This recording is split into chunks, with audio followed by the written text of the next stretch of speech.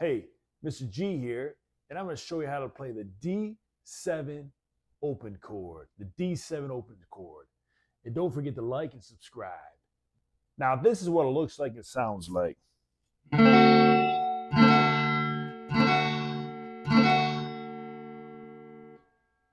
So what you're going to want to do in the fourth string is just play that open D. Then on the third string, second fret, with the middle finger, play that A. Then on the second string, with the index finger, on the first fret, play that C.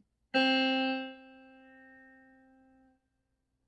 then on the first string, with the ring finger, play that F sharp on the second fret. And when you put it all together, this is what it sounds like.